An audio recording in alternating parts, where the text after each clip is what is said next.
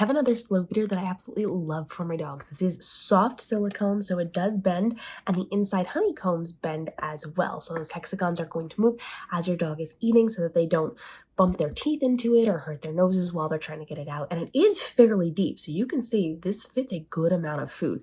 I actually fit their full meal plus a bunch of extras into this and still had space. So I didn't have to use multiple of this to feed a single dog, which is really nice. It does have a suction cup on the back, and it actually sticks a little bit better than some of the other single suction cup ones that I've shown you do, which is kind of nice, also not as nice. So if you are preparing this, just make sure you have it on a counter that's kind of on the edge and you slide it off before you pick it up so you don't send things flying. You can also put something under it to make sure that it is not going to stick to your surface.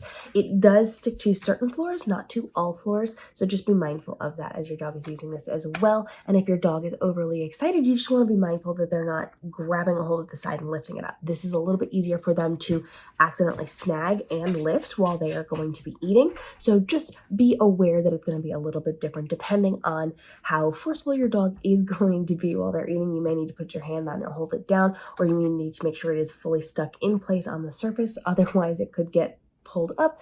And if you leave your dog alone while they're eating, they could nibble on parts of this, so just be aware of that. But I really like it because you can fill up different sections with different things.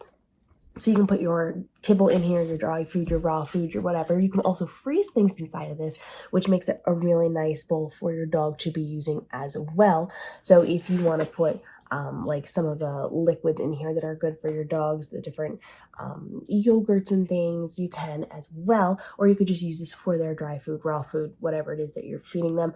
This worked really well for my pups. I very much like it. I am going to invest in a couple more of these because I can then prepare their meals in advance. I can cover those up, and then I can just have them ready to go so I don't have to fuss with their food in the mornings, or if they're really hungry in the evenings, I can just pull these out and it's ready to go. Again, you can also freeze these, making them very easy to just pull out and give them to your dog for their meals as well. As you can see, I went very colorful with my bowl. You can do whatever you want. I've got lots of ideas and tips and tricks on that here on the channel, so follow along for more ideas on what you can be giving your dogs for yummy snacks, healthier snacks, and their food as well. I've linked our favorite foods are on Kibble down below, our drinks and our other supplemental things that I'm giving my dogs. They'll be in the description for you.